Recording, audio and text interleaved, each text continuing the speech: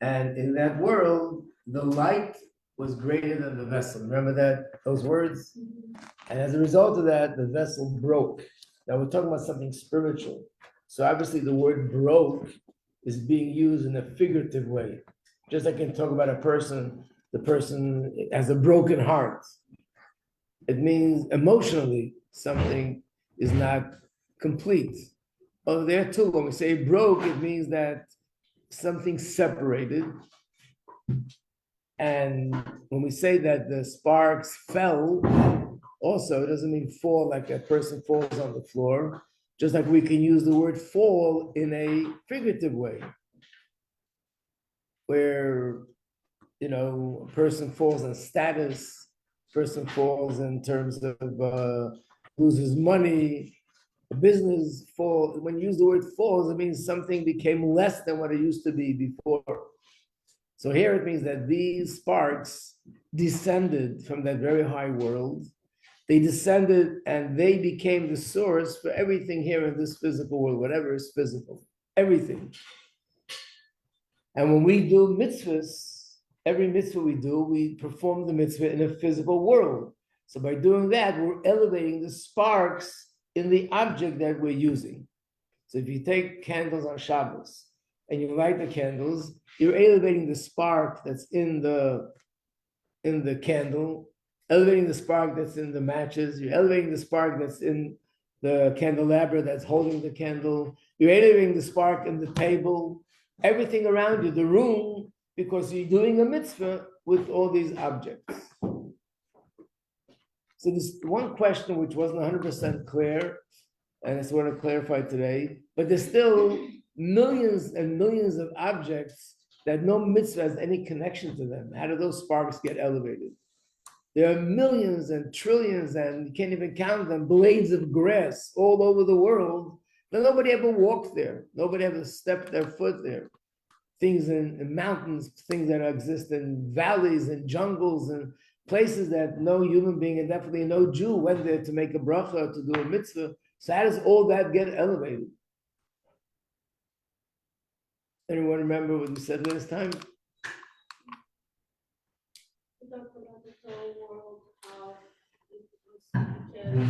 What? Down here, though, what if the sparks are down here? So right, there's so much more to the world than our classroom. How does everything else get elevated? It's all connected. It's all one whole. That's what I explained, that it's all connected. So I want to explain that just a little bit better.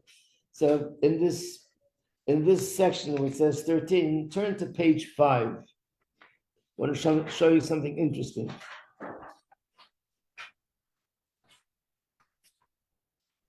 Well, to understand page 5, we have to look at page 2. Sorry, let's go back to page 2. Page 2 is a pasuk in the Chumash that we just recently read. Again, yeah, on top of the page, it should say page number 139. You see it? It's from Chumash, a copy of a Chumash. Wait a second. You have this. But the first one is the number 3. Yeah. What? That happened yesterday also. Yeah, but this one, that's half. Oh boy. Okay, does anyone have it? You can look together. Okay, so there's a pasuk in Chumash, and that's where it's underlined, verse 38. It says, "V'gam erev rav." That's the Hebrew. In English, it means a great mixture of nationalities also went with them out of Egypt. What does that mean? That when the Jews went out of Egypt, there were a lot of Egyptians that said, "We want to go with you." They recognized that these are from Hashem, and these are people that Hashem is giving them the Torah. They also wanted to come along, and they came out. That group of people that came out are called Erev Rav, which means a mixture of people. That's a simple meaning. The Arizal gives a deeper meaning. And he said the word Rav in Hebrew has a numerical value. Anyone know what the numerical value of Reish Beis? 202. Reish is 200 and Beis is 2. What? Oh, so Arizal says when they went out of Egypt, they elevated 202 sparks. Altogether, there was 288 sparks. But they went out with 202 sparks. And from then till now, what we need to elevate is 86 sparks that's left. So there's a few questions there. The first question is,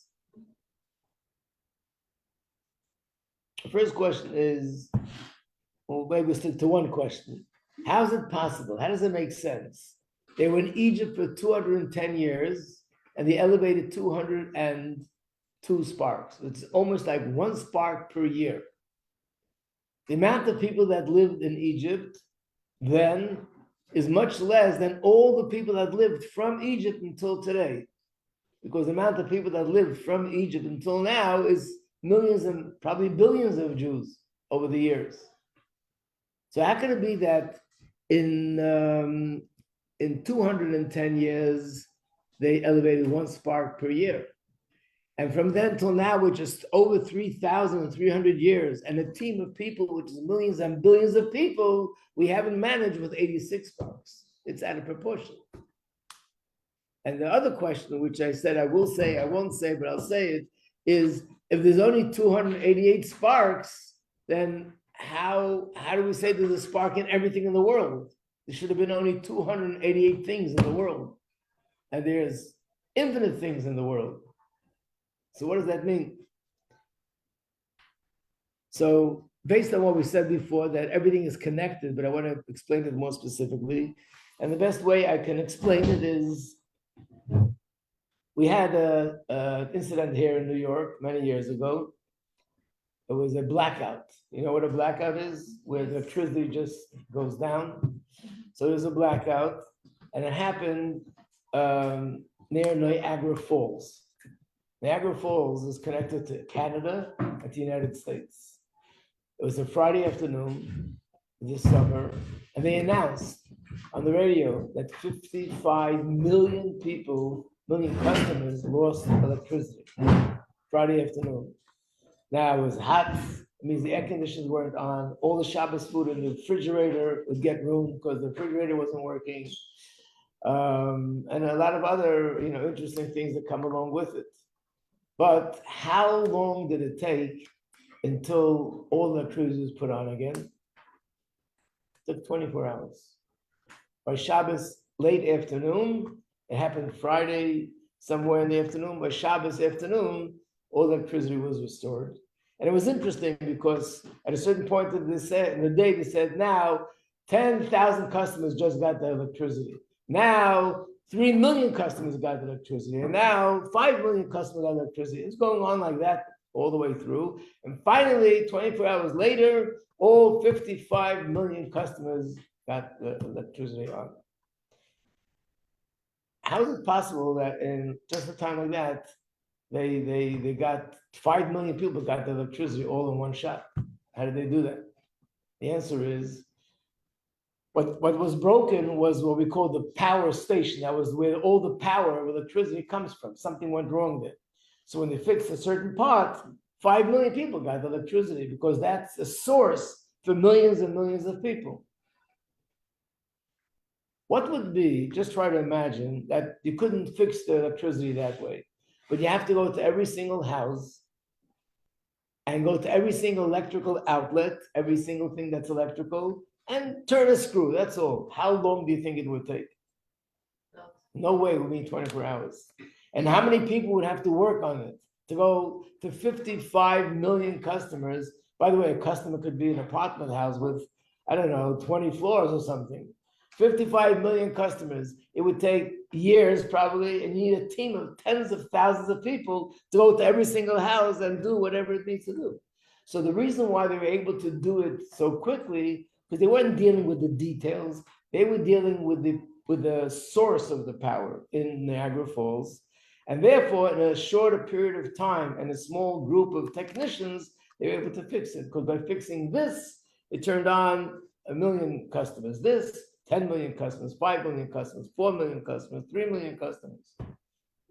Got it? The same as with the sparks. And there are sparks and there are sparks, which means when we say 288, it doesn't mean 280 sparks. The amount of sparks is as many things that there are in the world, that's how many sparks there are.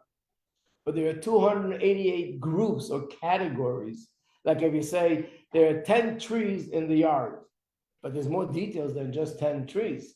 There are so many hundreds or thousands of branches, and there are tens of thousands of leaves and fruits, but how many actual trees are there? There's 10, and each tree carries many details. So there are 288 sparks, but that means they're general sparks. And from there, what branches out is hundreds and thousands and millions and billions and trillions. Only Hashem knows that network. Nobody else knows that how it works. So what we said last time was that when I take this cup of water that you're looking at right now, and I made a bracha, shahakol neya b'dvaro, I elevated the water here, but because all the sparks are interconnected, so when I make the bracha here, I don't know what else is being elevated through me drinking this water. And therefore, it's possible that in 210 years, they were able to elevate 202 sparks. Of course, in those days, they had access to the root of the spark, the source of it. And once they elevated the source, all the details went along with it. So a smaller group of people in a smaller amount of time was able to elevate 202 sparks. After we went out of Egypt, the souls that come after that don't have that capacity. So we, from that point on, we have to deal with the details. If you have to deal with the details, then you need much more people and need much more time until all the details are elevated. So that's why it was considered a very major historic statement when it ever said, and now the sparks have been elevated. There's no way a human being could count and know when the sparks have been elevated or not elevated. It's impossible. So this was sort of more of a prophetic sort of declaration that the Rebbe is telling us that he sees and he knows from a spiritual perspective that this avoid of elevating the sparks has been completed. If that's the case, so what are we doing now when we make a bracha and all that? Now we're doing something different than what elevating the sparks means, to reconstruct that vessel that broke, if you use that analogy. And once you reconstruct the vessel that broke, now you have to bring back the wine, the oil, or the water that was in the vessel. Spiritually, it means now that we reconstruct the vessel, now we're drawing down that infinite light that was shining there, and that infinite light is what's going to change the world with Mashiach. So that's a different focus now. It's the same tefillin, the same mezuzah, the same matzah, the same Purim. Everything's the same, but what we're accomplishing spiritually, there's a shift. We're not reconstructing the vessel. Now we're bringing down the light that's supposed to come into the vessel. And that light is the light that's going to shine in the world when Mashiach comes. A little bit clearer? Okay, Baruch Hashem. We will now turn the page and go to number 14. Another declaration that Rabbi made, that is the Avodah of Tshuva has already been completed. What? You don't have it either? What is going on here? I guess your Avodah of Tshuva is so complete you don't even have it in your book. You don't have number 14? Nothing? No? Then we have to take everything back downstairs and reconstruct the vessel.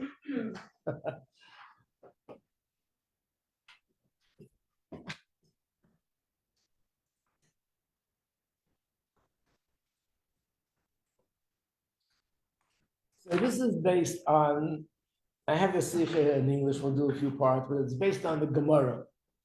The Gemara says that Hashem, when it came to Egypt, there was a time designated when the Jews will go out of Egypt. It says in the Chumash, God told Abraham, they're going to be in Egypt and they're going to be slaves. But he said to him that in 400 years from now, when Hashem spoke to Abraham, that's when they're going to go out. So we knew when it's going to be 400 years.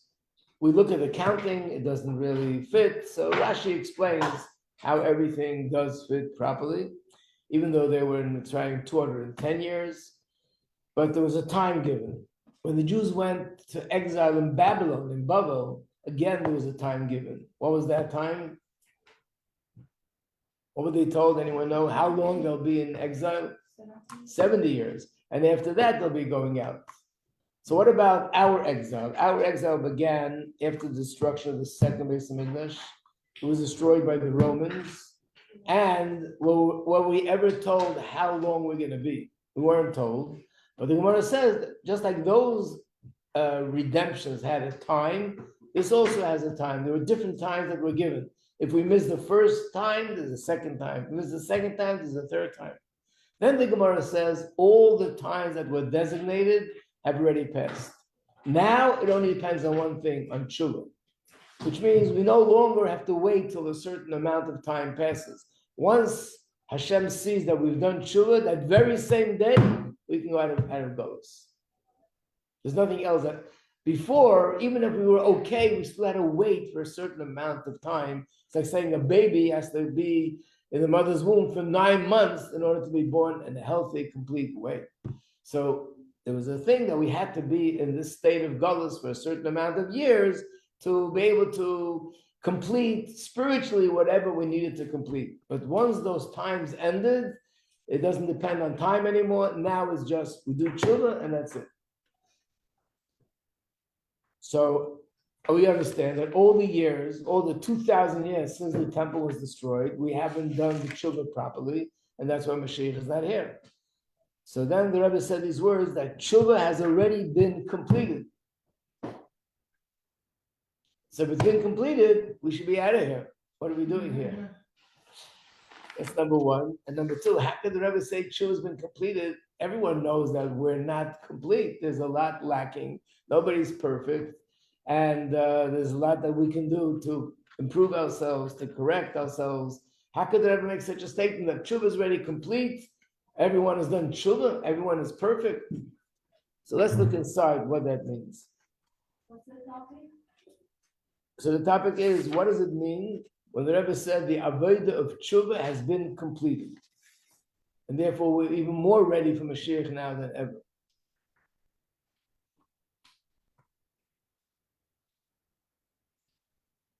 And again, it comes with a question. If the avodah is completed, like we said before, if the sparks are completed, then why aren't we out of Golus?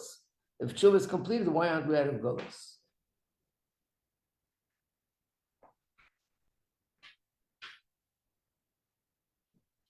So let's look at page, at the bottom it says 35. This is an English translation of a sikha. The caption says, stand ready to receive Mashiach, the world is ready. Those words. One needs to place special emphasis this Shabbos, it was Shabbos Parshas Noach, for an honest accounting. And I'm not going to explain that. That's connected to the other details of the sikha. My father-in-law, the leader of our generation, announced that all matters of avodah have been completed. Even the final act of polishing the buttons. That's a metaphor that we constantly use, just like a person has to wear sort of a uniform. The uniform is there, the uniform is all set, and even the buttons are on every single button that needs to be there is there, which means either the little details are done. All that's missing is the buttons have to be polished. That's all. But then he said, even that's done already. We already stand ready to receive the confidence of our righteous Mashiach. So the conclusion of one's honest self-appraisal in our times is that the true and full geula is about to arrive immediately.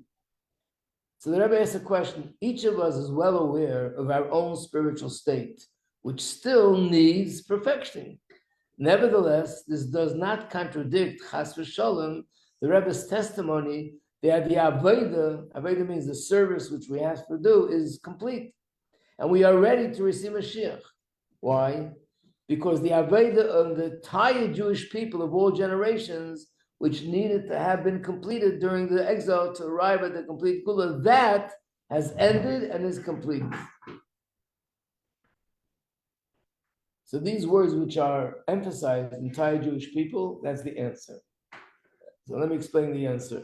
Basically, when Mashiach comes, it's not just for us.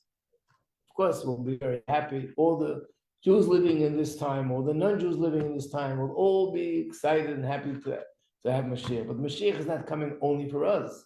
It's going to have an effect on all the people that lived in previous generations as well. So Mashiach is for everybody that ever lived, and Mashiach is also a result of all the good that everybody did in the previous generations. So basically, when we talk about ourselves, we have two identities. One identity is I am who I am as an individual. The other is I'm part of a bigger identity, and that is part of the Jewish nation. And the truth is, it's really with everything. Let's say an American. He has an identity. His name is Tom, Dick, or Harry. That's who he is. But the bigger identity is I'm an American. So let's say when a terrorist, God forbid, does something to a Jew in Israel, you find an interesting thing that everybody in the world is all shook up. Just what happened now with the terrorists, what they're doing, I don't want to go into it. But whatever is happening now is affecting Jews all over the world. So I have a question. It's a fact that every single day, unfortunately, there are people that pass away, older people, younger people, Jewish people. How come people don't really act the same way when they hear the news that an old man or a young person in a different country passed away? It's a Jew, so I should feel the same way. What's the difference? How come here everybody is shook up? What's the difference? Because someone come and do it, like. So what if, so No, what's the difference? it's different. Because I don't know, like if someone pass away, like Hashem do it, but also Hashem do it like if Arabic do it, but it's different. You know? So what's the difference? I'm asking. You're right. What's the difference? Who could explain it? The answer is, when something happens to a person, of course it's tragic, it's sad, but of course it's a stranger, it doesn't affect me in that way. When someone, God forbid, kills or attacks a Jew because he's a Jew, he's actually attacking me. I feel that it's me because he's attacking the person because he's a Jew, because he hates Jews, and that's why he's attacking a Jew. So I'm part of that general identity. And therefore, whatever is done to one person, in a certain sense, is being done to all of us. And we see the fact is that that's the way people react. And like I said, even if it wouldn't be, even with the other countries, like if a terrorist would kill an American, or the Americans get all shook up and angry. Why? Because the same thing. If he's being attacked because of his nationality, that means he's attacking all of us. Wow. Maybe not? Yeah. Okay. So B'meila means we have two identities. One identity, who I am as an individual. The other is I'm part of the entire Jewish nation who's living now. And more than that, we're part of the Jewish nation who ever lived to this day. All the Jews and all the thousands of generations since the Torah was given, over 3,300 years. So the Rebbe is saying, when I say, or when my father-in-law, the Rebbe's father-in-law said that we've done tshuva and everything is complete, he wasn't talking about each individual. He's talking about the collective identity of Jews. If we think of the fact that these are millions and billions of Jews that did millions and trillions and can't even count Torah, mitzvahs, good deeds, helping one another, people gave up their lives to maintain their Jewish identity, and all the different things that we went through, all that together means that collectively, that collective identity is definitely complete and perfect. The fact that I, as an individual, have some imperfection doesn't affect the general condition of the whole collective identity. It's insignificant. I think it was somebody who, God forbid, had a heart problem, and he was in the hospital, and he did one surgery and another surgery, and months and then a few years, and finally, he's totally okay, and the doctors say, you can go home, and someone says, so how are you doing? He says, well, the doctors said he can go home. What did the doctor say? The doctor say the heart is as healthy as could be, it's even better than it was before, but it's not 100%. What's the problem? I don't know, my toe hurts me. I have a nail in my toe that's an ingrown toenail that's bothering me. An ingrown toenail is bothering you has nothing to do with you being a healthy person. Your heart is okay, and your lungs are okay, and your vitals are okay, and you're not where you were before. This is a little detail. You have a little stain on your skin. That doesn't affect the general condition of the person. So whatever's saying what's happening to us as an individual doesn't take away from the fact that the collective identity of Jewish people is complete, and we've done tshuva, we've gone through whatever we need to go through, and now we're ready for Mashiach. That's what it means.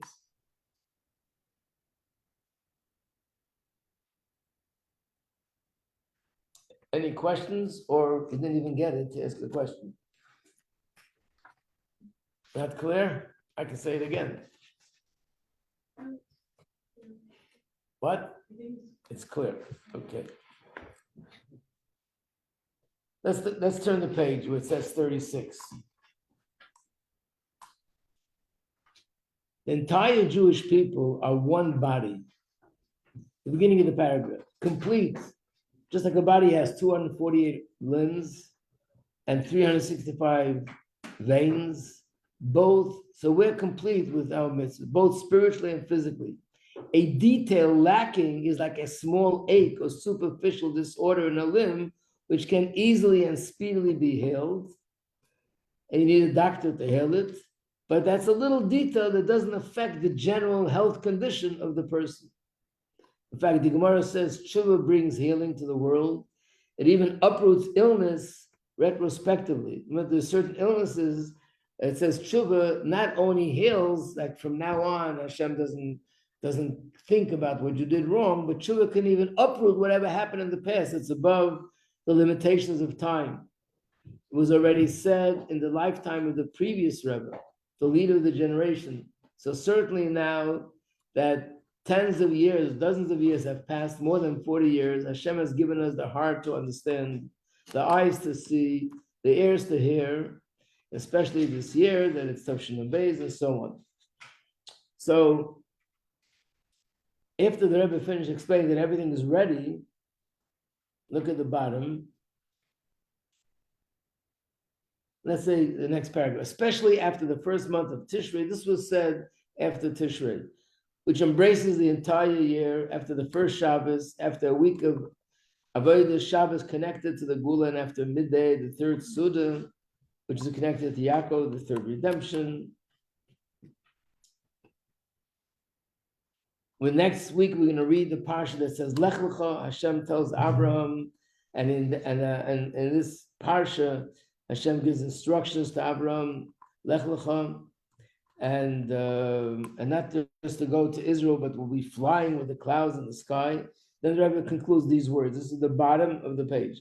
It is absolutely certain that all final dates that have been designated have passed. So the dates no longer are relevant. The tshuva is already done. And then he said these words, everything depends only on our righteous Mashiach himself. And again, that was surprising. As if to say, now we don't have to do anything, now it's Mashiach's turn to do something. But yet at the same time, the Rabbi kept telling us to do and do and do and do more. What does it mean it's Mashiach? Now it's Mashiach. So I have to explain this, and I'll use a similar analogy. Up until now, all these years that Mashiach didn't come was because why was the temple destroyed in the first place? Because we didn't act properly, we committed sin, and therefore we didn't deserve to have such a holy thing like the temple. We didn't deserve to have Hashem's presence revealed in our midst. So the temple was destroyed, and Hashem's presence became hidden, and all the negative things in the times of exile started to take place. So when we will correct everything, we'll be deserving again. So obviously, up until now, it means we weren't deserving. In fact, the Gemara says that every generation that goes by that didn't merit to have the third Beis Hamikdash built in their days, it's as if it was destroyed in their time. Why didn't they merit it? It means they didn't correct their ways to merit and deserve the temple. So it means had they been, when there was a temple, it would have been destroyed also. So that means the reason why the Beis Mikdash was not built and why we didn't go out of exile is because we didn't deserve it. And that's the Rebbe's point. We're past that stage. Now we're ready, we're deserving. There's no longer the reason why it's not here. So what are we waiting for now? Now we're just waiting for Mashiach to come and get on his train and go out of Golos. So what does that mean? So I'm going to use the same analogy a little bit. And that is, imagine if somebody was in the hospital, maybe even years, very sick, and he went through all sorts of treatment and rehabilitation. And finally came the day that he's in perfect health. The doctors say, we're discharging you today from the hospital. And he gets discharged. And the doctors say, you can do everything you want, anything you want. You're healthier than you were when you came in. You're doing great. Somebody came to visit him. And he sees him, he's in the hospital. He says, oh, how are you doing? He says, I'm great. I'm Baruch Hashem. I'm complete. I'm healthy. He said, yeah, I understand, but I see you're still in the hospital. So something must be wrong. So no, I'm in the hospital because they discharged me already. I'm here because I have to call my son who lives in this place. I couldn't reach him, so I have to call someone else who's going to get a hold of him, and he's going to come pick me up. And the person says, I hear, but at the end of the day, bottom line, you're still in the hospital. So I see you're not 100% well. He says, no, I'm 100% well. I'm telling you that I'm here because I have to arrange for someone to come pick me up. It's about something else. So if you're not too smart, you don't get it. But a normal, healthy, intelligent person understands. Before he was in the hospital because he wasn't ready to go home. Now he's in the hospital because of a technical reason that there's someone that has to come pick him up and he has to make the arrangements and it wasn't done yet. Or it was done and he's on the way, he didn't arrive yet. Spiritually, it's the same idea. Up until now, we were in Golus because we didn't deserve to go out. Now, Rabbi said we came to a point where we deserve to go out. It's no longer about us being deserving. Now, all that has to happen is Mashiach has to come now and take us out. So what's next? Next is we have to do something that will enable Mashiach to come and take us out of Golus. So it's different than before. Before the things what we're doing was tshuva. Before what we were doing was to perfect ourselves, to be more worthy, the more deserving.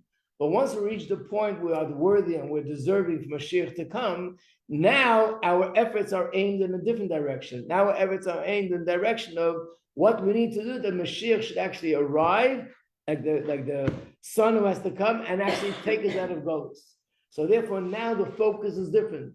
One of the main things to focus on is learning about Mashiach, believing in Mashiach, telling Hashem that we want Mashiach. So you see, the focus is more on Mashiach than anything else before. Before, the focus was what I need to do to be more healthy spiritually, what I need to do to be more deserving.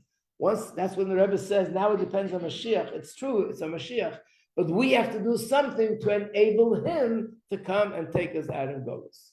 So whatever we're doing now is more in that category. So any mitzvah you do is going to sort of add and make it more possible for Mashiach to come, whether it's matzah, whether it's tefillin, whether it's mezuzah, whether it's anything we do that's a positive mitzvah, brings more godly light in the world, that'll hasten Mashiach's coming. But again, the focus now is not on being more deserving, but doing things that Mashiach himself will come sooner and take us out of Golus. Yes? So what do people have to do before to become more deserving? Like something different than just doing these things? So no, the Rebbe is saying in terms of deserving, it's no longer the individual, because the collective identity, we're deserving already. Okay, so how come we weren't before? How come what? How come we weren't before? Before, why one deserving? Yeah. Oh, because the fact that we're deserving is not only what each individual did, it's an accumulation of what everybody else did. To give an example, you ever hear the expression, the last straw that broke the camel's back? Mm-hmm. You know what that means? Mm-hmm. You put straw on the camel's back, nothing's happening. Put straw, nothing's happening. Put more straw, nothing's happening. You put one piece of straw or a few pieces at the end, and suddenly the camel collapses. Oh, that was the bad one. No, that wasn't the bad one. After you put 20 bundles of straw on his back, and then you put one more bundle, then everything comes crashing down. The last thing that was done. It's like this person who was hungry and he ate a slice of bread. I'm still hungry. Ate another slice of bread, still hungry. Ate 10 slices of bread, still hungry. So why don't you try a bagel? After 10 slices of bread, he eats a bagel. Oh, finally. I should have eaten the bagel first, and it wouldn't have been a thing. No, after 10 slices of bread and a bagel, you're no longer hungry. Okay. So basically, came to a certain point before we weren't deserving, but more was done, more good was done, and more good was done, and more good was done. Finally, we came to the point that collectively, that was the last straw, whatever it was, I don't know, that broke the camel's back in a positive way. Now we're all deserving. So now the focus has shifted. The focus is to have emunah in Mashiach, to show Hashem we want Mashiach, and these are the things that hasten Mashiach's coming to take us out of boats. But of course, any mitzvah that's done, any good deed, adds more positive spiritual energy in the world, and that will add to Mashiach's ability to come and take us out of boats.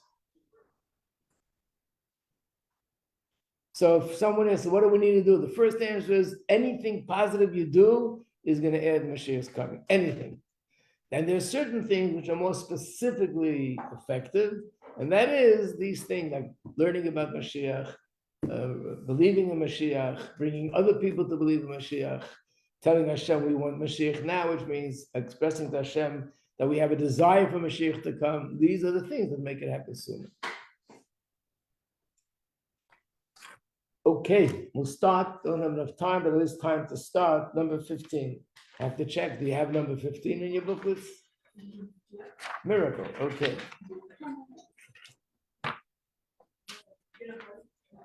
But I will know who is dissolved, like we dissolve Mashiach. The Rebbe is saying. The Rebbe said? Yep. The Rebbe say we need to say Mashiach and to talk about Mashiach and Mashiach now.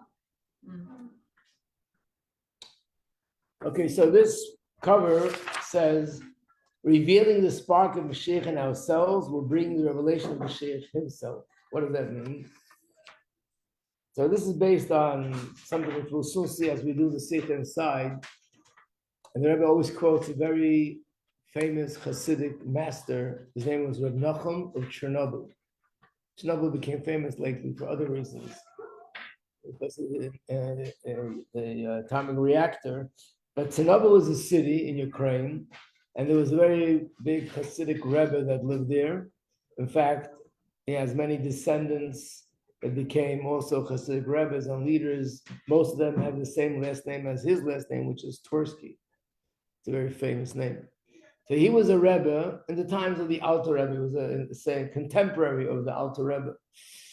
And he writes in his book this idea that Mashiach's soul contains all the souls of all the Jews. And on the other hand, every Jew, every individual has in them a spark of Mashiach's neshama. So one of the things which the Rebbe would repeat often is that if we reveal the spark of Mashiach in ourselves, and the more people that do that, that is instrumental in bringing that the Mashiach, the collective Mashiach, the real Mashiach, will be revealed in the world. But it could start with me revealing the spark of Mashiach in me. What is the spark of Mashiach? So that's what we're going to learn here. So let's start with number 1.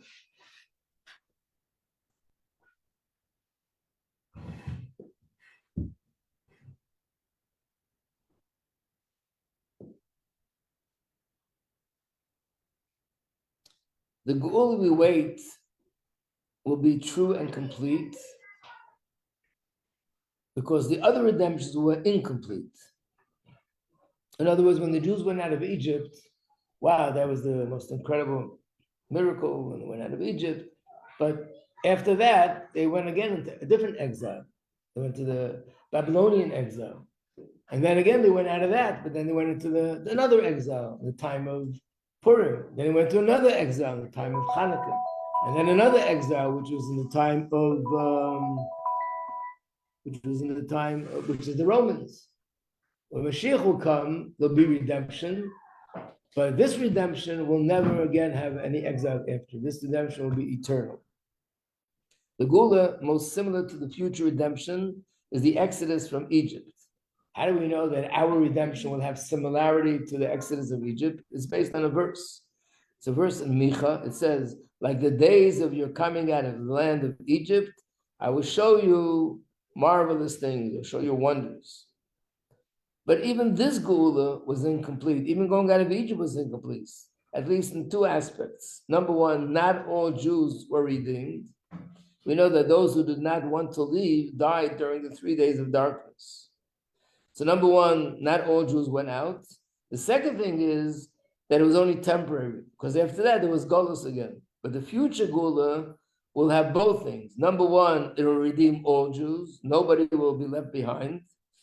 Even those that are sort of lost or astray, these are terms that are used in the book of the prophets, Yeshayahu, that all Jews, that even those that are far away will come back. This is one of the things we're seeing today. Even people that were held hostage, and imagine the suffering that they went through, you would think they'd come out angry at God. Instead, a number of them took on certain things in Yiddishkeit and got closer to Yiddishkeit there and came out and encouraging others, so Shabbos and Kashrus and Tefillin, if you're keeping up with the news. And the second thing is, it's going to be eternal. So a perfect geula necessitates a perfect redeemer. In other words, Hashem is the one that takes us out of the gullus, but he's doing it through a human being. Like Moshe was the one in times of Egypt. But being that this geula is going to be perfect, it'll be everybody and it'll be eternal. So the person also has to be a higher level of perfection. And that's what it says in another verse. What does it say? Behold, my servant shall prosper. He shall be exalted, extolled, and very high. I don't know what extolled means, but whatever, it all means very high. The Kabbalah link the description of this verse to 5 levels of the soul. The Gemara says that the soul has 5 names. But then Chassidus explains that the 5 names are not just names, but they're 5 layers of depth. Nefesh, Ruach, Neshama, Chaya, and Yechida. And it says that David, King David, he merited Nefesh, Elio Hanavi, Ruach, Moshe, Neshama, Adam, Chaya, and Mashiach will attain the highest level of Yechida. If you turn the page, I made a little chart here so you can see it. First of all, on page 3, you have the 5 names, which means in some places in the Torah, when it talks about the soul, it calls it Nefesh. In some places, it calls it Ruach, Neshama, Chaya, and Yechida. But again, it's not 5 names, it's 5 levels and layers of depth. On the other side of the page, you see the verse that we just quoted. It's in Yeshayahu, where it says, behold, my servant will succeed. He will be exalted. He will become high and exceedingly lofty. So the Gemara says, not the Gemara, the Farshim say that if you'll notice, there are 5 different terms, which means his level will be the highest level, the level of Yechida. And on the other page, if you turn it, it shows that it's in Hebrew, but hopefully you'll be able to follow. Why didn't I make it in English? I don't know. But it says that number 1, Nefesh. In other words, King David, he was sort of the Nefesh, the collective Nefesh of all the Jews that ever lived and will live. Eliyahu Hanavi has the Ruach, that level of the soul. Moshe Rabbeinu is the Neshama level of the soul. Adam Harishon, the first man that ever lived, he has the level which is called Chaya. And Mashiach is Yechida, which means that his soul contains all the souls of all the Jews, but which level of the soul does he manifest? The level which is Yechida. So the question is, what does it mean to reveal the spark of Yechida in ourselves? What is that spark? I have to keep you in suspense until tomorrow. And tomorrow we'll go into that. Okay. To be continued. Yeah.